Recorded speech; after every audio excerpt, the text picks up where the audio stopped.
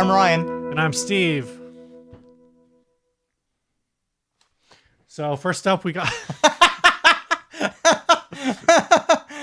This is how we're gonna do it, huh? I feel like this welcome to this show, everyone. Welcome to 60 Cycle Hum, the guitar buying, selling, trading, fixing, modding, breaking, reviewing, playing podcast. I forgot trading. Ah, shoot. Sucks to I suck. screwed up. This first ad was sent to us. Well, actually, I kind of lifted it from the Ugly Guitars group, which everyone should go follow. If you're a fan of this show, you're probably gonna love everything that's on Ugly Guitars because that's kind of where we live anyways. We should really consider buying Ugly Guitars, Steve. How much do you think Ugly Guitars would cost? Like buying the group? Yeah, buying the group. How many, like, is that a thing you think the admins would just hand it over to us? Maybe. I don't know. How much money do you think that would take?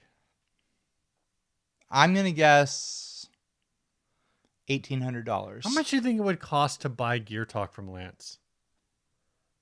Probably a lot. Somebody asked that question. I bet Lance would want like 40 grand for all of Gear Talk. Somebody asked that question the other day, like, oh, if you had limitless resources, like if you had like a perfect money making system going on and you could buy, like, you could do whatever you want with your money, what would you do? And I was like, I'd buy Gear Talk And then shut it down. and Super Rich Steve. yeah, No explanation. no, just I didn't even close it. I just put I'd buy Gear Talk, and like all these people were like, oh yeah, no, yeah, ha, ha. And I was like, yeah, you guys have no idea.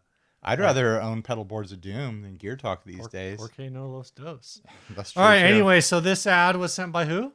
I found it in on Ugly Guitars, which means someone else found it, and then I was able to track down the ad for it on Reverb. Yeah. All right. This is a custom Rec Portato guitar, two-handed tapping touch, like a double neck Chapman stick.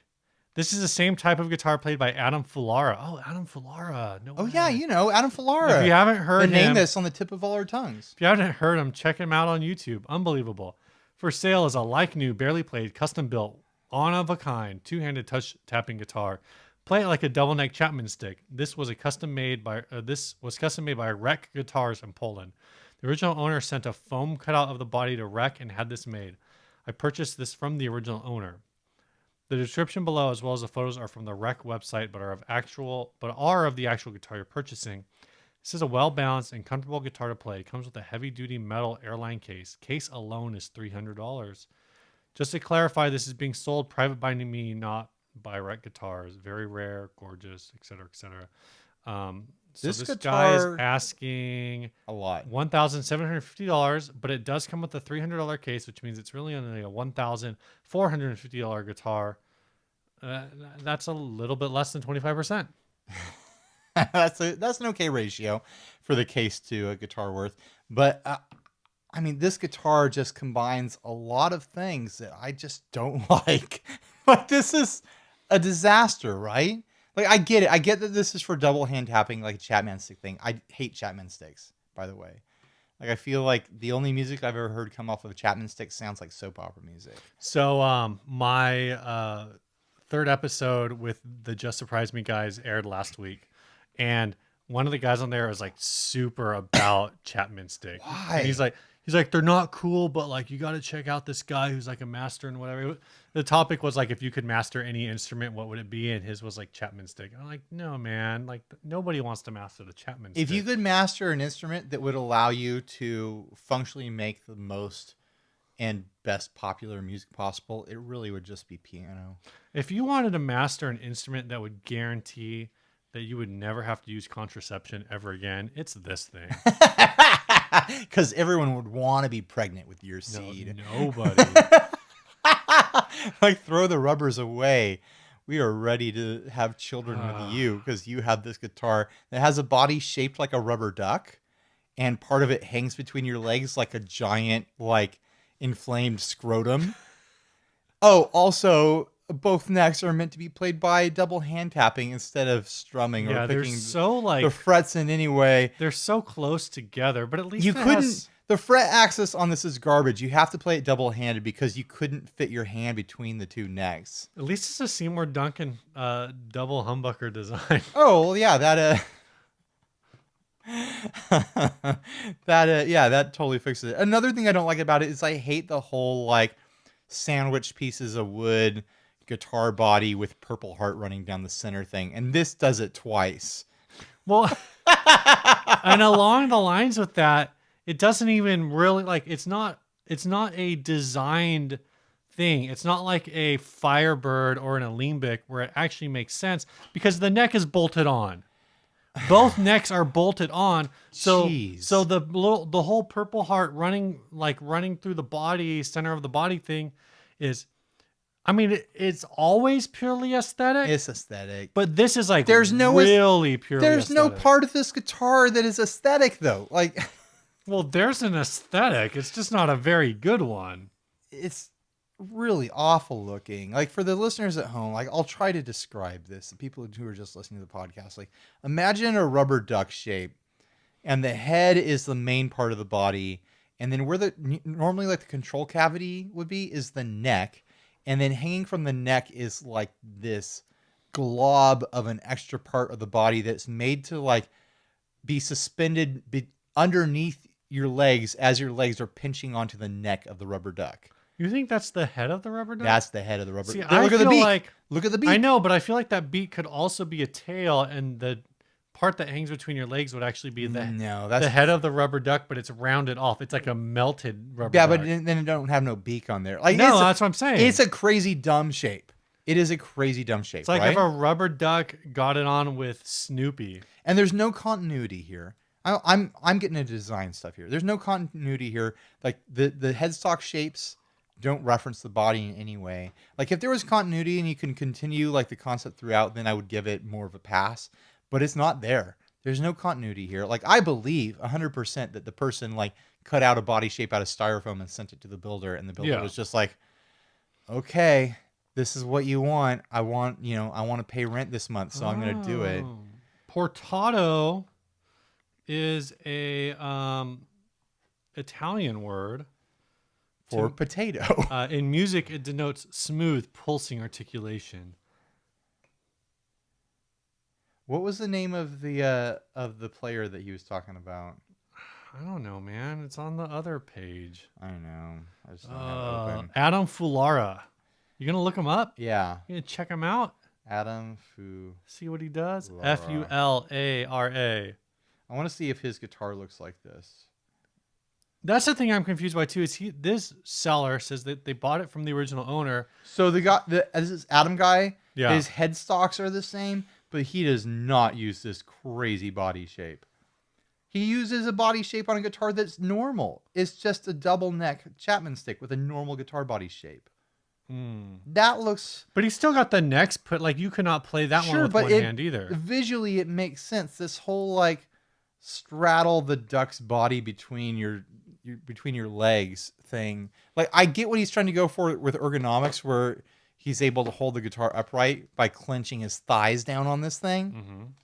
It just looks awful. Like the bulb down there does not need to be that big. It doesn't need to be there at all. Instead, there could be like a metal frame with like a bar underneath. Right. You think about where those. Okay, so this is designed to be played with two hands, right? Right. Okay, I get that. And even if you want, okay, I can see a ergonomic purpose for the part that goes in between your legs. Right, but I'm saying that it doesn't need to have that giant bulb of wood down there. Sure. Yeah, you can like cut it off like way higher. It could just be flat or whatever. Yeah, yeah. The bigger problem I have is the control knobs are so far away You from gotta- where you are. You got to bend over and like play with your balls. Oh, hold on, guys. Let me reach down here and scratch them up. Hold you know? on. Hold on. Do do do do do do do do do. Hold on. Need do do do do do do.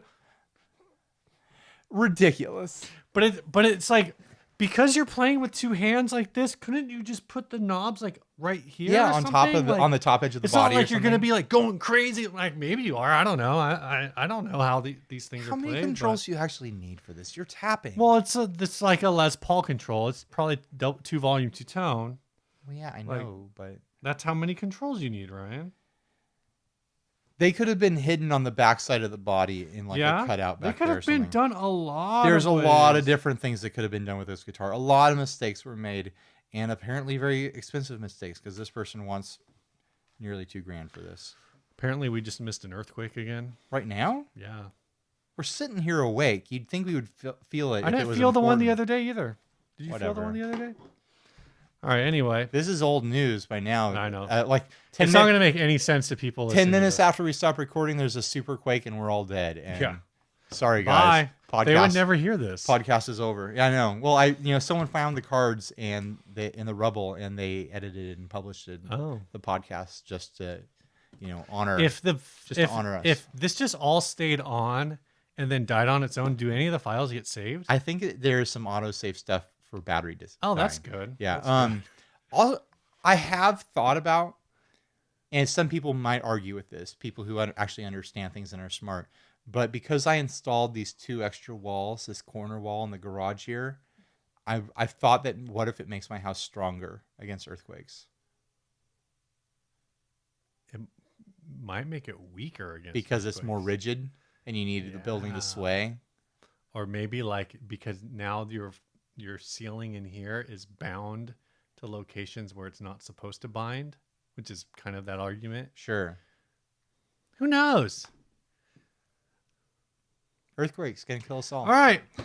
You got anything else to say about this scrotum? No, I don't have anything else to say about the scrotum guitar. Nice scrot, bro. You got anything new, Ryan? Yeah, I've been doing a lot of pedal demos lately, and I just wanted to mention like these pedals that I've gotten from builders that maybe aren't on the map as much as they should be. Like Chase Bliss Audio.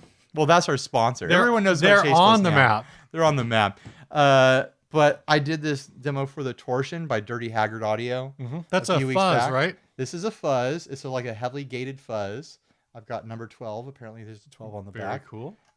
It's a really fun gated fuzz. Everyone should go watch the video. Everyone should go check out Dirty Haggard stuff. I just did this Dude, phaser. I love this giant jewel light. I know That's it's got the great. big amp jewel light on there. And I just did this this farm pedal, the Fly Agate phaser. I always forget how to say the name of it. It's named after the mushroom that's printed on it. But it's a fun phaser. It's got 2 LFO controlling knobs on here, and you can crash the LFOs together. And then one of the LFOs, you can reverse the setting with the second switch. So you can go to fast to slow really fast and conveniently. It's a great sounding phaser.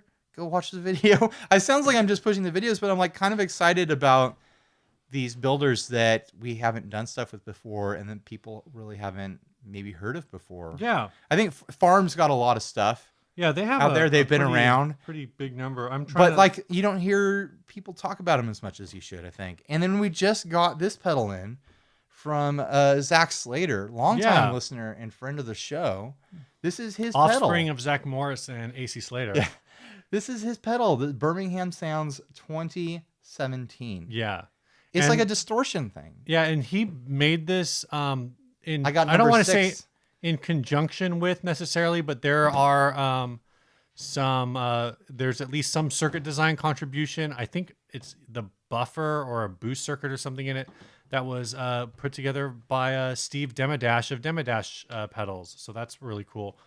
Cool collabo there. Yeah. So We kind of hit this place for a while where we were getting pedals from brands that we know and love and everyone's heard of. And I'm excited to get stuff from small builders. And I'm hoping that our demo coverage can help them move some units and, make some sales and stuff like Yeah. that. But I just think I've been getting excited about it. I feel like the way I felt, 5 years ago before we were doing demos. It's like, oh, what's this? Oh man, here's an interesting thing. Like someone built this like in their garage or whatever like that, oh, so the Fly Agaric is Agaric. is basically like the mushroom that the mushroom in Super Mario Brothers. Right, is it's a based on. psychedelic It's like mushroom. but it's like a big red. Right, it's white the red cap. one with the white spots. That's cool. That's like the most iconic mushroom there is. Like that's the Yeah. mushroom everyone draws when they draw a mushroom. Very But I think it is cool. psychedelic. I think it is Oh yeah, no, a drug mushroom. it is definitely toxic. I think I watched an episode of that show where the guy goes all over the world and does drugs about that mushroom. Have you seen that show? Fatal dose has been calculated at 15 caps. That seems like a lot of mushrooms to eat. That's a lot of mushrooms to eat. I don't even like slices of mushroom on my pizza. You got to eat 15 of those things to Are die. these illegal in the United States? I'll pass. I won't kill myself with mushrooms, thank you. How do we get this?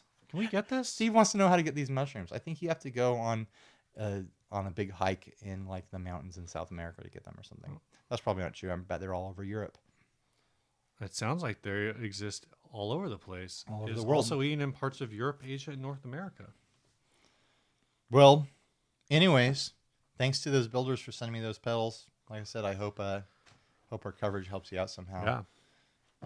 Which is the hope for all those demos. This is why people hire me. Right. It's supposed to help. Well, you know what I got new, Ryan? What? What do you have new, Steve? Nothing, man. You I got nothing new? Nothing new. Not yet. Soon, Well, is there maybe, something on the hopefully. horizon? Well, I'm in the process of rebuilding like 3 pedal boards. I'm just trying to decide exactly what I want to do, and the part of the problem whenever I run into whenever I launch into like these big grand ideas of pedal board design is I actually don't have enough cables to do it all, and so then I just give up. What can you say, man? I don't know, man. But like I'm thinking I have one board that I want to just turn into like kind of more of a workstation board because I have that the Digitech Strum and the Boss I RC2 forgot that looper. you got that. Yeah, so I have a Strum and a looper. Have you turned that on yet? The I Strum? haven't even opened it. It weighs a ton, I'll tell you that. It comes with its own power supply.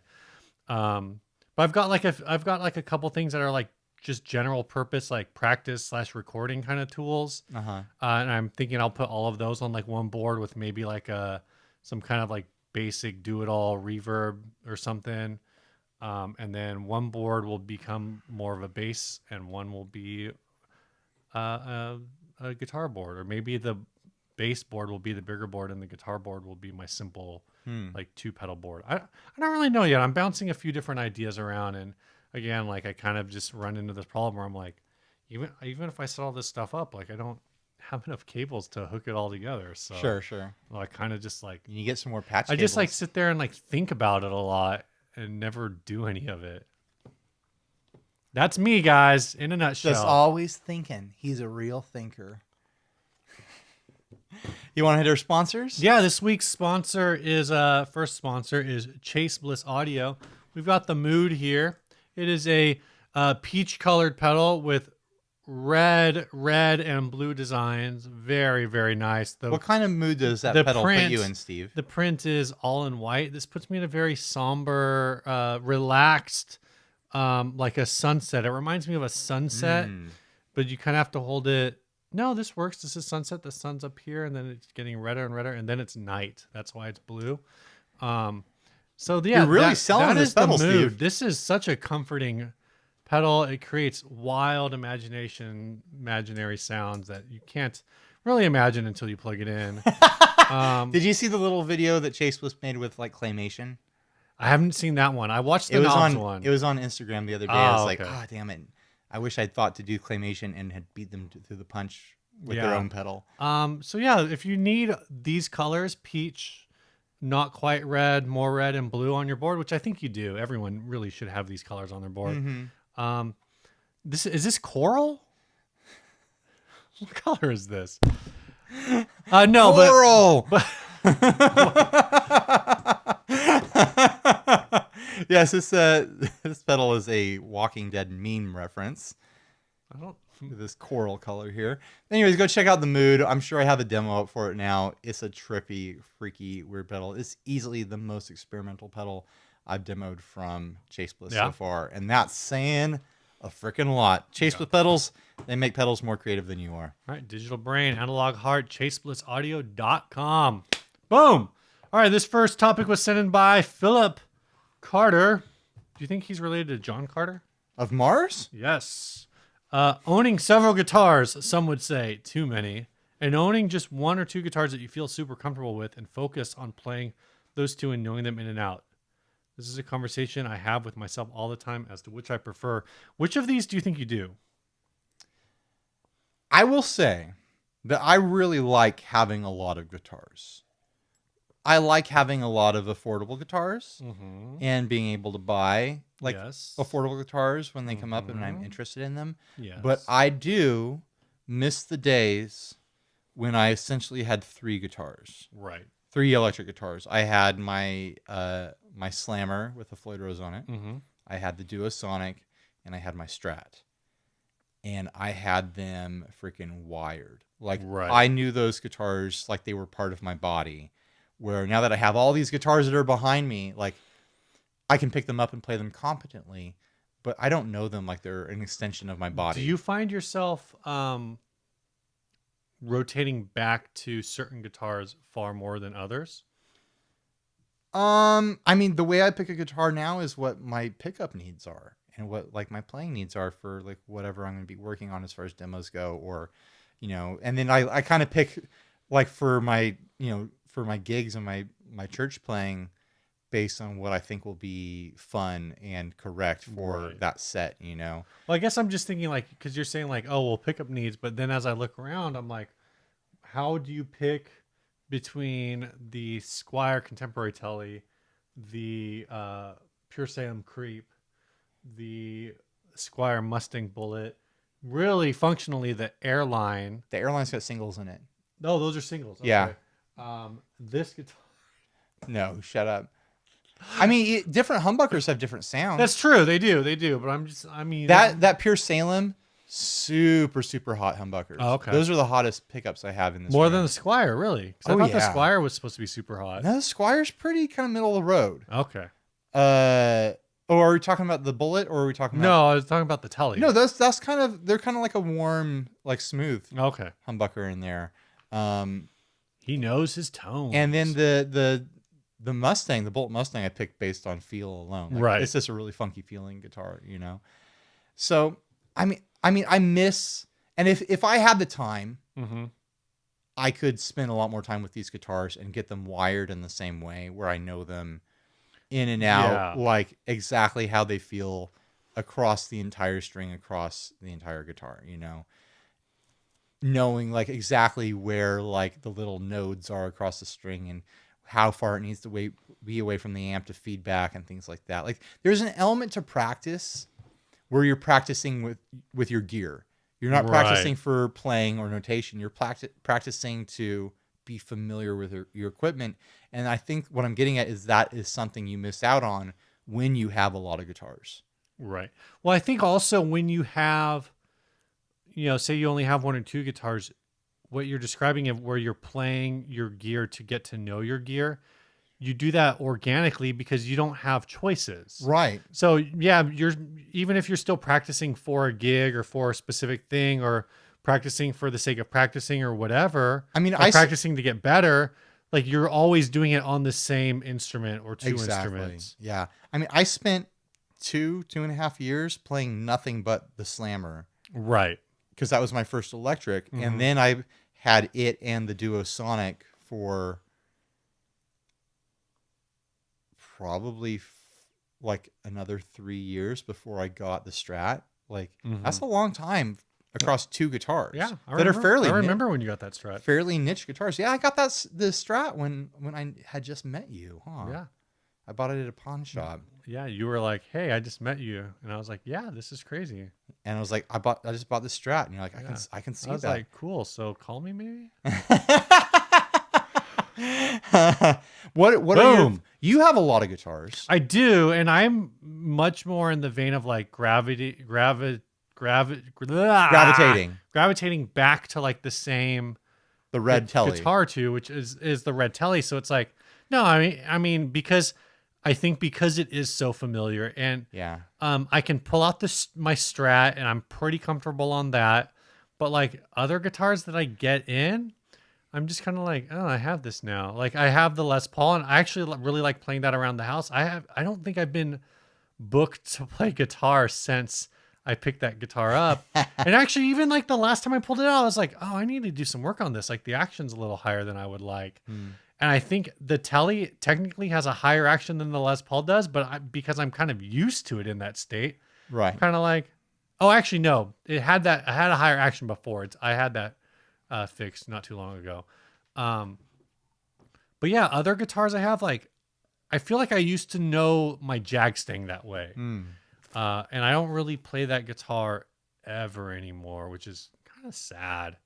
The Strat is back and the Strat I pull out like more when I need it. When I get caught up on videos, I should have you bring the Jag Sting over, Yeah. and I can do some coverage of it. Just to have some fun with it.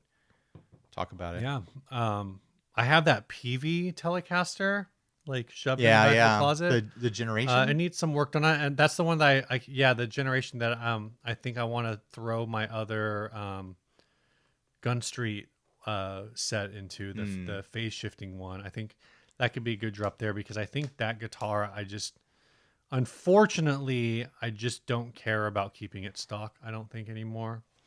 Also, I felt like there were some wiring issues going on with it anyway, so I think it's a good candidate to just gut. Yeah. It's got some crazy wiring in it because it has like the PV. I think they're like noise canceling pickups, and there's something weird going on. Yeah. They were getting creative. Well, it just needs Techie like with that one. It just needs like a full rewire, and I need to open it up and figure out what's wrong because I remember when I brought it over here, the thing I didn't know until I had it over here is how low the output is compared to like every other guitar in the world because I was just playing it by itself. And I was like, Right. Oh, but yeah, I just always found myself going back to like the same one or two guitars, even though I own other guitars. Sure. So it's kind of like, why do I even own these other guitars? Yeah. So I don't know. Like, I see other guitars where I'm like, oh, I want that.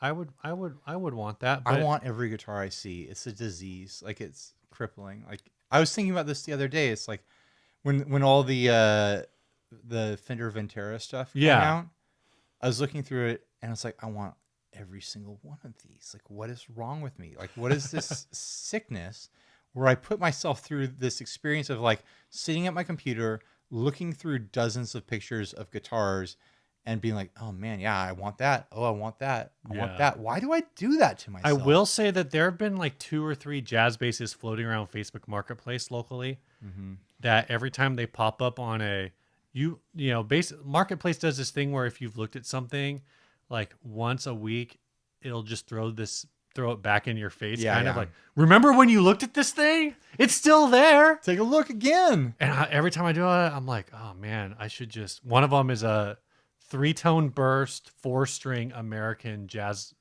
bass, and every time I see it pop back up, I think the guy wants like 800, and it's just sitting there. And I always think about being like, how about 600? Would that do it for you, buddy? And 800 800's already a great price, but I still want that Fender 66 too. Yeah. But you want the one that Andy has. I want that exact one. I want it to be taken away from him, and I want him to cry as it's taken away from him. I want someone to come to him and be like, "We know you paid for this, but you don't get to have it anymore." And he just watches it be taken away. Yikes, man. Yeah, and I want to be standing there across the street, like looking at his face, like through his open front door as he cries as the guitar is being taken away. That's quite a picture painted there. Yeah, man, that was really makes intense. me sound like a real a-hole to Andy. Sorry, Andy. Jeez, man, that was a bit much. I'd say that I want it done to Pete Cottrell because he got one too, but he didn't get the color that I want. Actually, the blue looks pretty good. He got the blue one. I'm actually having a tough time deciding which color I'd want because the blue does look pretty good.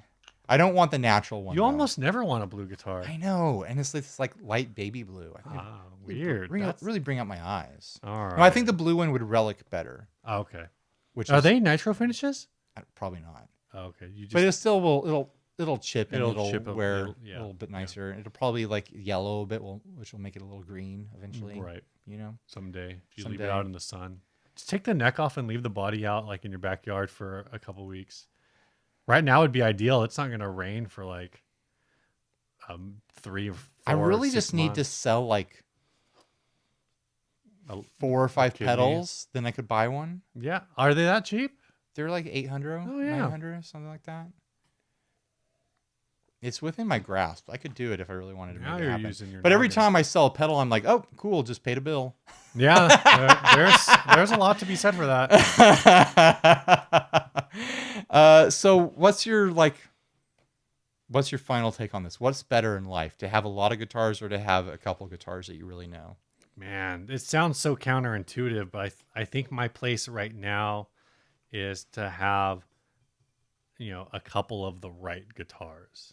If we could convince everyone, including ourselves, to sell all but like 3 key guitars from their collection, we could single-handedly crash the guitar market because it would flood the used I market. will say, like, I think my playing, my like guitar selection approach is more typical than yours. Sure. Because I think people who have mid to large size collections, and some people would say mine is small, but at least at one point, it was like 12. I'm 10 or always 12. surprised by the guitars you mentioned you have hiding in your house. So I don't think you have a small collection. I think you have at least a medium collection. Right. I think I have a medium collection. I think that's fair. I mean, there's people who have large collections who literally have barns on their property Right. that are like full of hundreds of Well, guitars. I'm also thinking like my collection is different than yours, and really, I think up until maybe this year, we had the same, or I had more guitars than you. But I have Possible. 3 acoustic guitars, and at one point I had 3 or 4 bass guitar. Or I think I had 3 bass guitars at one point. You have Yeah. 1 bass guitar, and I had 3 acoustic guitars, and I think you had 2 acoustic guitars. So it's like I had these pockets where it's like, well, I technically have more guitars than you because I play bass, so I kind of like, Right. and I played acoustic like semi-professionally, I guess. Like I was paid to play acoustic guitar. Sure. So like there were reasons for me to have these things. Now I don't, so maybe I shouldn't. I don't know. I mean, my acoustic guitars were definitely starred towards my playing style. There was a $150 acoustic guitar and a guitar I bought used for $200. So they're definitely like perfect for a 1.5 star player. Anyway, but I think when I hear other guys who I think who I feel like have similar collections or similar numbers of guitars, talk about them, and I guess like right now I'm thinking largely of like Blake from the Tone Mob. Sure. But even like other guys in our circle, I mean, Blake's mentality is never sell anything. his mentality is never sell anything. But I feel like when I at least when I picture him talking about guitars, he really only talks about like 2 or 3 guitars. Sure.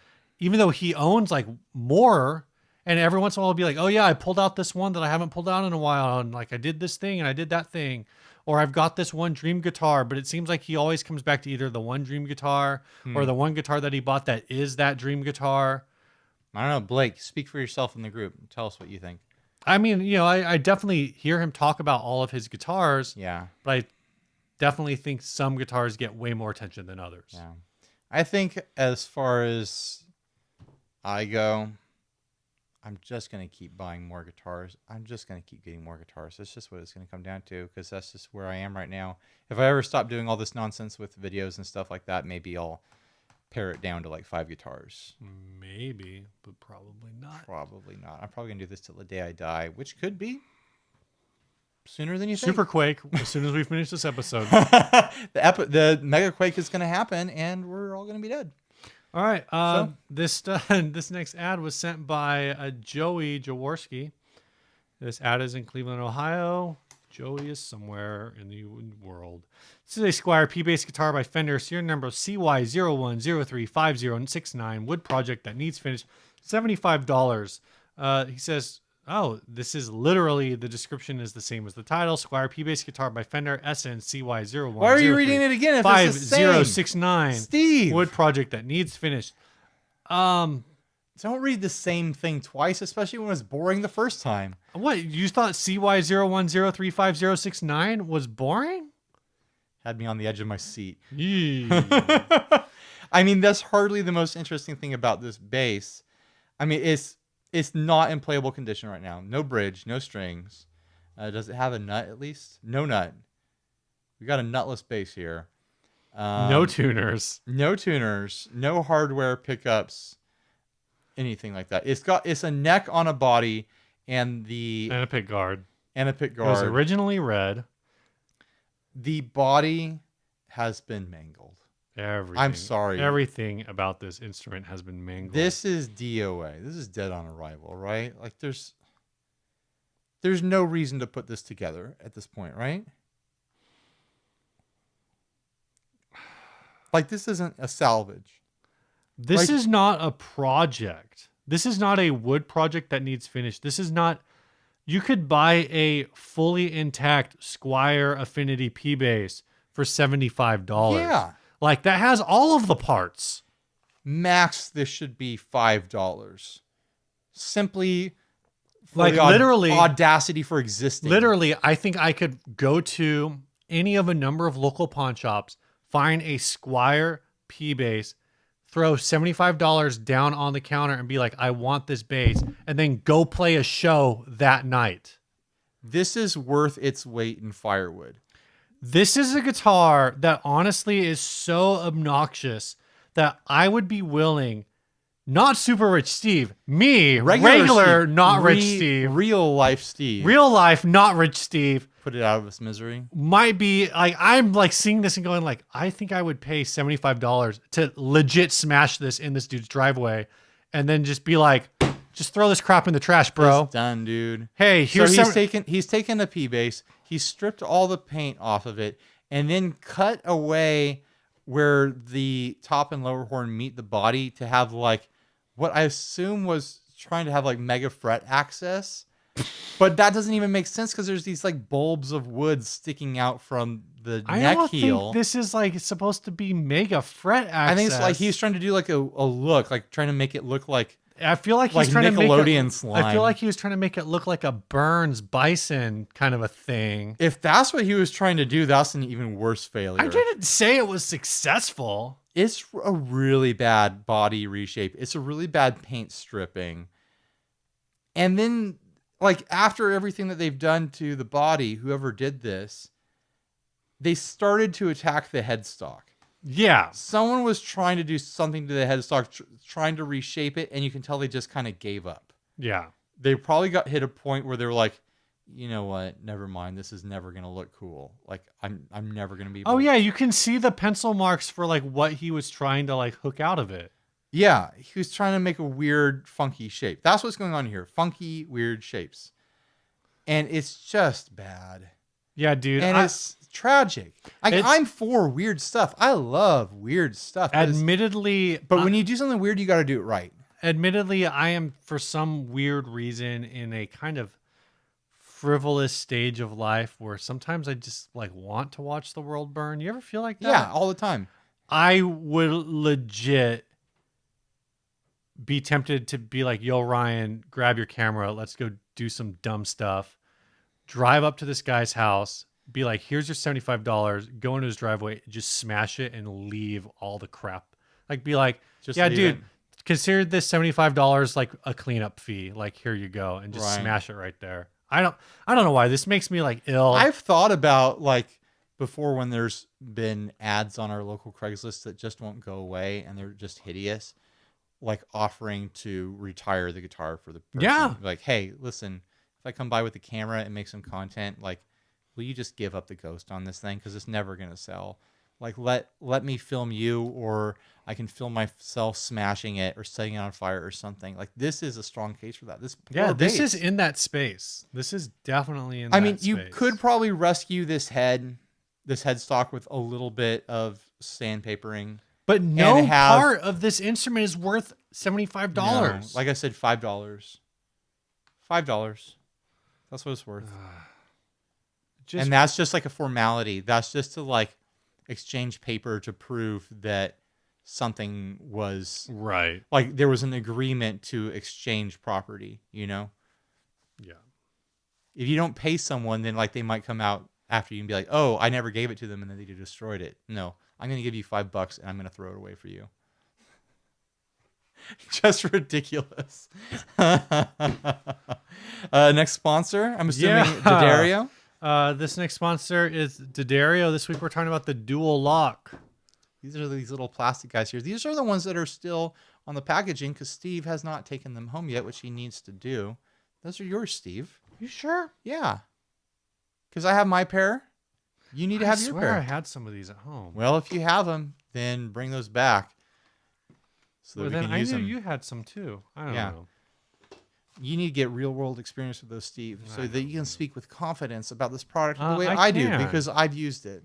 Tell me about your experience with it, Ryan. Well, you clip it on over your strap. If your strap's got big old loose holes in it because you've loved it a long time, it's got holes like the sleeve of a wizard. You throw these over your strap, and it holds it onto your guitar Very permanently. There's also a little loop in there, so the cable can go through there, and you're not tucking your cable in between your strap and your guitar. Scuffing up your body of your guitar, or Can like you see those holes on camera? twisting. I hope so. Well, I'll put up a close up of the actual product. Ah, Twisting up your cable and stuff like that. It's a smart design. It's a simple design. It's an affordable design. It's an effective design. Go check them out. Steve will put a link in the episode for sure. Right? Right, yes, Steve? that is what I do. Right, That's Steve? what I do. All right, this next topic was sent by Clifton Worley. He says, piggytailing off the Gene Simmons thread, what bands have been the most influential across America, and maybe how different regions have a different sound? What are the causes of this, and who can take credit? So a little backdrop. Backstory. Backstory. Gene Simmons was in some magazine from the UK where he was said how impressed he was by the musical output of the UK and how basically the United Kingdom is smaller than the state of California, but the only great band that the state of California has ever produced was the Beach Boys, whereas the UK had produced the Beatles and Led Zeppelin and U2 and Pink Floyd, I think were the 4 bands he named. Sure. To which a lot of people got defensive and then started naming a bunch of bands that, like, I was like, does anyone actually care about these bands? Red Hot Chili Peppers, Smash Mouth, Blink 182. Smash Mouth I thought was funny. And actually, I think I would argue Real Big Fish, I think Aquabats. right, and so that's the problem is like people started just naming off their favorite bands. Right. I think it is kind of hard to argue like long-term cultural. Oh, Rolling Stones was one of them. So it's like the Beatles, Rolling Stones, maybe Led Zeppelin and U2 or something. And California's like, oh, just the Beach Boys, which I actually think if you're talking about just overall influence and longevity, like I kind of think you could make some legit arguments to put Red Hot Chili Peppers on that list for California. Yeah. Oh, you sure could. I mean, Yeah. you don't have to like them, but they've been around for like 35 Yeah, years, something like They've that. got a successful decades-long career. Yeah. I mean, they really are the. Is Aerosmith from California? No, I don't think so. No. They really are the Aerosmith of our generation, though. Red Hot Chili Peppers. Red Hot Chili Peppers. They just won't go away. Yeah. Aerosmith is from Boston. I mean, Gene Simmons is ridiculous. You don't want to like believe anything that he says or agree Right. with anything he says. But I think the Well, top, some people said like Van Halen doesn't count because Gene Simmons claims to have like discovered Van Halen or something. whatever. There's a lot of bands that came out of California, and Yeah. a lot of like music that you don't even think about that came out of Yeah, California. like Sublime. And it doesn't. It doesn't really even matter. It's just the fact that we all want to disagree with Gene Simmons as much as possible. And, it was a big clickbaity thing. But anyway, it's like, do we want to talk about like band geographies and like specific sounds of specific areas or something like that? Or Yeah. So one thing is, I kind of feel like we've hit a point where at least a lot of the ones that I think of have broken down and don't really exist anymore. But I think this is still like a good enough. I think it's a good topic. Maybe requires more research. maybe how different regions have different sound. What are the causes of this, and who can take credit? Well, let's just talk about different regions having different sounds. Like, Sure. what's like a regional sound that pops into your head? Well, I mean, the most Like obvious Southern example rap? would be like Southern rock, Oh, Southern rap. That's called Dirty South, right? Dirty South rap. But Yeah, I, Southern rock is a sound. I think there is like very much like a Northern soul. what they is a call sound. like SoundCloud rap, Sure. or like mumble rap. but is that's on very the like that's Florida, on the internet. right? But I feel like a lot of those artists are like Florida based. Sure. Yeah. Though I guess it's mean, almost like an extension of Dirty South. It's Grunge weird. was a regional Yeah, grunge sound was out of pretty the Pacific regional. Northwest. I think skate punk was fairly regional, Pop or at punk? least could be fairly regional. Yeah. Like hair metal was all LA, Yeah. There was that whole scene in there. I mean, there's Detroit rock. You've Detroit got rock the Nuge and stuff like that. and Kid Rock, Kid Rock. also from Detroit. Isn't the MC5 from Detroit I believe so. or somewhere similar? Sorry, MC5, if I mess that up. You probably did. Yeah, there's been a lot of regional sounds because Mick 5 was from Lincoln Park, Michigan. Big Five? Mick 5. Oh, MC5. Mick 5. Okay. they're from Michigan. Yeah. Well, I don't think they're by Detroit, but they're still from Michigan. They're still from Michigan. I bet they played in Detroit a lot. Oh, yeah. Yeah. Probably. I think probably less now, but in the recent past, like regional sounds were a huge thing because people like created scenes Right. within their towns, Well, within their cities. there were definitely, you think of, I think blues tended to be very like regional. Whereas you had like Memphis blues, Chicago blues. Chicago blues, Yeah. and you had really like the Vaughan brothers as Texas blue, like representing Texas blues. Mm-hmm. There's a whole West Coast jazz thing. Yeah. There's also like the Bakersfield sound for country music. Bakersfield sound. The Bakersfield One sound. of the best country sound came from California. Yeah. Suck it. Losers. Yeah. Boom. Suck it. That's kind of crazy to think about that. Like the Bakersfield sound was like the rebels of country during a Right. time when like they were getting back into like straight country versus like the high production value that was coming out of Nashville and stuff like that. Sure.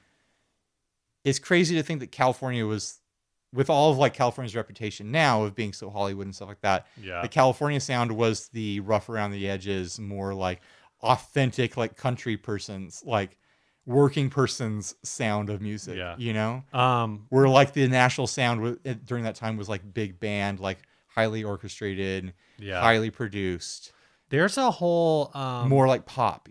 There was like a whole Midwest like indie rock scene Mhm. like 15, 20 years ago. I don't know if it's still kind of a thing, but like basically with Connor Oberst of Bright Eyes being out of like Omaha, Nebraska, like there were a ton of bands popping up out of that. And they kind of had like another analog of that revolving around Sub Pop Records in Seattle, Mhm. where Seattle was like grunge in the 90s. It was in like the early mid 90s.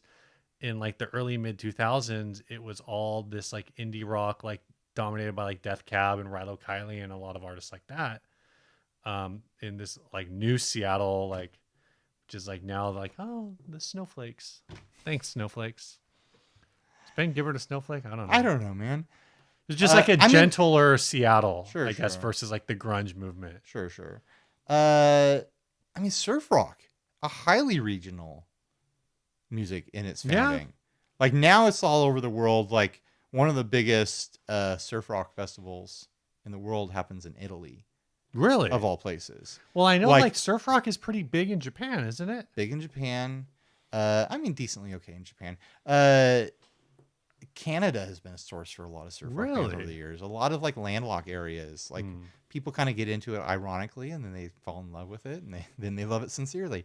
Oh my god. Like a lot of the modern surf rock bands come out of places like Canada and stuff like that. Man or Astro Man, no, not Man or Astro Man.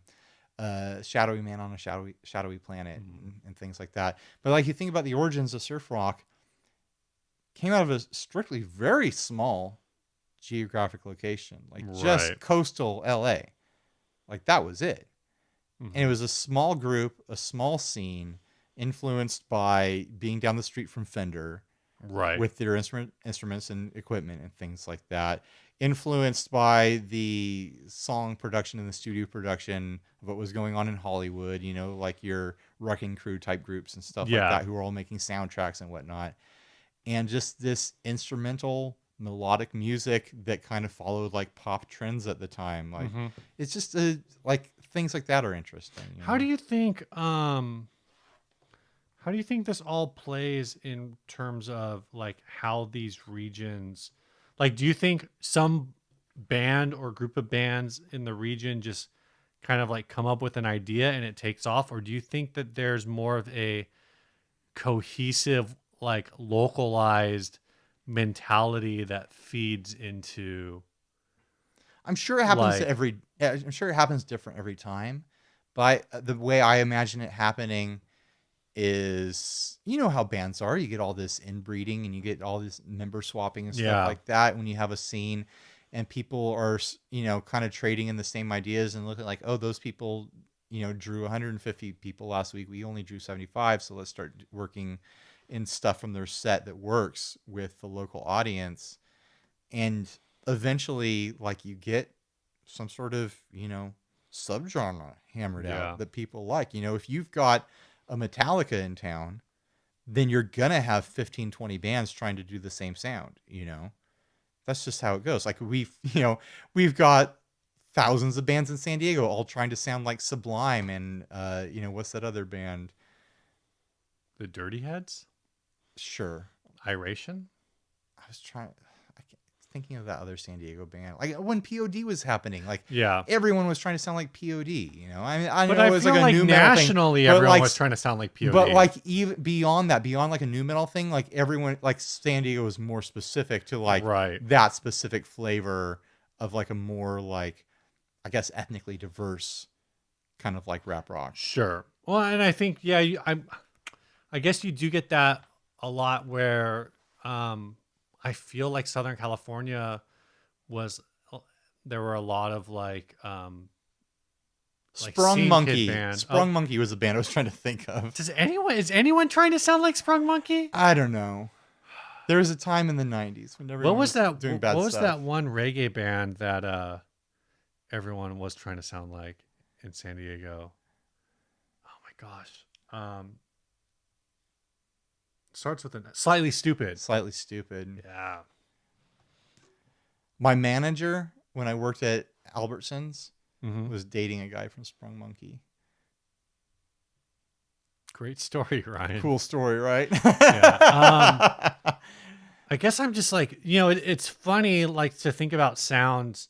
So you remember that, from when we did the morning glass, we had that song, 28 Steps, Yeah. which I always in my head, like I always picture like, this town called Casa Grande, Arizona, Okay. as being like that about that song. Sure. Or that song being set there. And then in turn, like I've been thinking about like the pedals that I have and the type of music that my skill level allows me to play, and doing like making more music kind of in this a similar vibe to that song, Okay. which is kind of like this general for listeners. It's a desert song. Like it's a washy, reverby kind of like a collect. There's a Yeah, band yeah. called Calexico. Yeah. Yeah. There was a band called Kala, like kind of in that vein, and it's weird how I don't know if that type something about like where is it in my brain where when I hear like there's certain songs that people refer to as like, oh, this is great road trip music. And that's exactly what they're talking about Totally. is like that kind of sound where it's this big washy, like maybe it's a little jangly It's kind of Americana. kind of a thing going on. It's like an Americana story, but it's like maybe more of a like it's not like Americana in the sense of like a Midwest, but Right, it's right. more like it's like a dustier, more open sounding Americana Yeah, with yeah. a lot of like ghostly leads and whatever. And it's weird to Haunting think about mids. haunting. It's Crystal Lettuce. it's weird how like I don't know why, and it's in movies, right? Like Sure. where they use that kind of music for like again for like traveling scenes, and it's almost like it's like the rock version of a Sergio Leone film, Sure, sure. but it's like if you were to score it to a rock I think song. you're really overselling this song right now.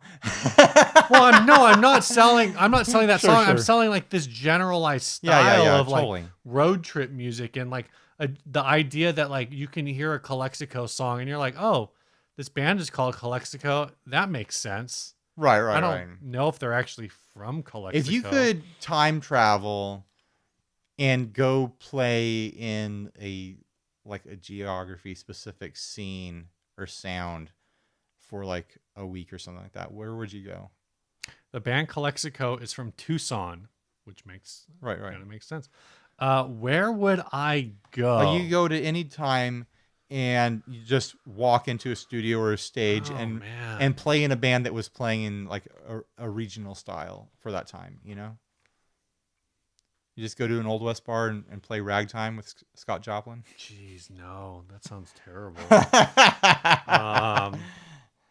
Obviously, Ryan, I go back to the 18th century and Child Mozart. Oh my gosh. Let's hang out with Child Mozart. Everyone wants to hang out with Child Mozart. Mm-hmm. No, I don't know. The first thing when you were describing that, I was just thinking of like, excuse me, being like in San Diego in the mid 90s. Okay. You've got really like mid 90s is probably like peak hot, not Rocket from the Crypt. Yeah. Lucy's Um, Fur Coat. POD is starting. Right. Jimmy Eat World, even though they are from Phoenix, like they early on, like because they're from what I understand, at least there really wasn't a music scene in Arizona. Like Mm-hmm. Jimmy Eat World was kind of like a adopted San Diego band. Interesting. The guy who produced a couple of their albums, I believe, also did production work for No Knife. So I feel like mid 90s San Diego is kind of just the music that I still listen to a lot. Sure. So it just kind of makes like an easy fit. Yeah. Where would you go? I feel like I'd have a lot of fun, like doing Motown. As like odd as that may sound, like just because it'd be a fun genre to visit into, and because the guitar parts can be really sparse and just really just like on the groove, and you're following the bass the whole time and pretty repetitive, like Right. but like you're playing along to tracks that are just bangers. Right. Just bangers, just like music that everyone loves listening to. Like, why wouldn't you want to take like a music vacation playing in like some Motown bands for like a week or something like that, Off the top of my head, that sounds like the most fun. And it's not like I would walk away from it. You know what? Never mind. I would walk away from it with new skills as far as like following a band Sure. and following a groove and stuff like that. But it's not like you develop like crazy chops playing Motown music. Like you're not going to walk away with like double tapping, methods or something like that. You're riding hard into 4 notes in a scale, But it's also like a very like feel heavy. Yeah. No, that's not saying the groove. Like and it's all the groove. Yeah. You'd probably die trying to I play that probably music. would, but it's probably what I need more than anything. True. Not going to argue with that. Last ad. Let's do a little housekeeping first. Ooh, let's sweep it clean. This housekeeping is where we talk about the people who sponsor the show. So this week, I'd like to thank Jordan Beasley, who joined the Inner Circle, which is our $10 level. At the Inner Circle, you get a merch pack. You get to join our Inner Circle Facebook group, which gets certain demo videos early. As long as I, don't if it's have, not.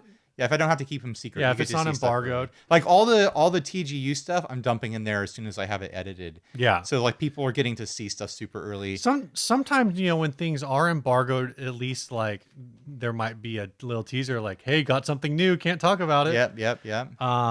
But there's also obviously like more direct access to us, which may or may not be actually worth it. You have our ear when you're in the Inner Circle. Like if you make a suggestion in the Inner Circle, it's not static to us. It's like it might as well be a direct message. And it's a much tighter community.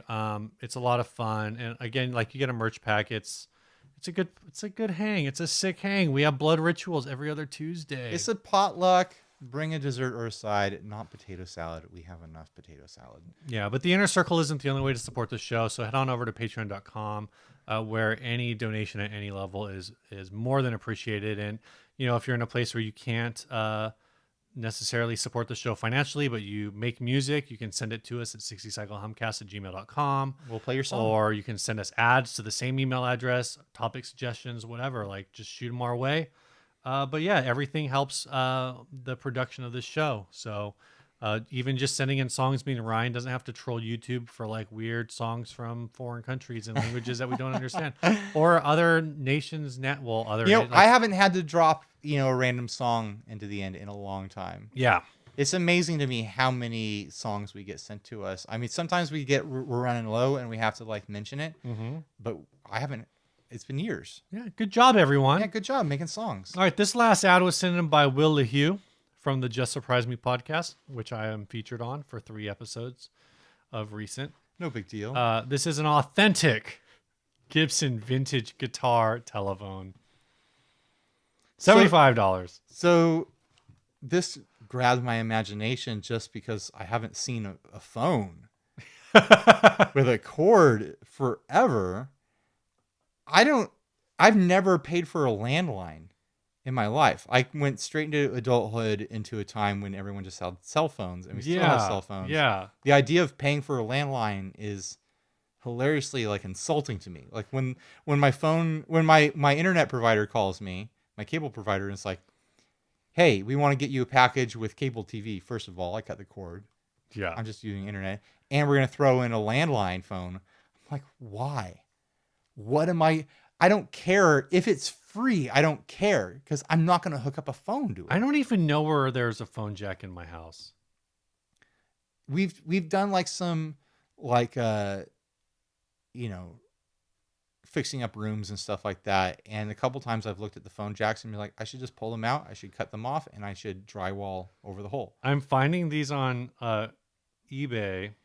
One for $80, one for $40. They're shipping with these. So sure. Those are the only 2 that I found. Do you think there will ever be, I mean, while phones were a thing, landline phones. These were made in 1990s, or in the mid-late 1990s, it looks like. Sure, that makes sense. There's a market for people who would buy older phones as like a collectible thing. Like, look at this antique phone where you pick up the thing and you dial it and whatever, and people would hang them on their walls as decoration. I could still see that existing. But do you think there will ever be a market for this sort of thing?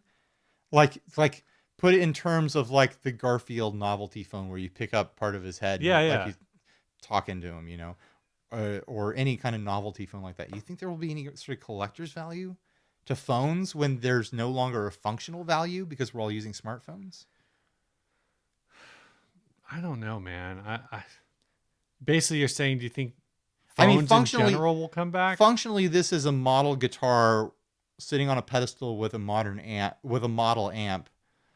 Yeah. With phone buttons on the pedestal. So I actually don't know how this is a phone. Like, which part of this is the phone? Okay, so hold on. So first of all, these play different tones. You can have rock, conventional, or country as your rings. Right. So it plays songs. The guitar is the phone. But which part of it do you put up to your ear and which part do you put up to your mouth? So there is a speaker. Are the pickups microphonic? No, there's a speaker on the back of the guitar. A speaker? Like a speaker and microphone. I'm trying is to there find a head, an earpiece? There's not really like an earpiece per se. What? Here, just look at this. Like, that is the part that you hold up to your ear. And then, there must and be... then at the other end of the guitar, there's like another thing. Like, there's like another hole on the other end.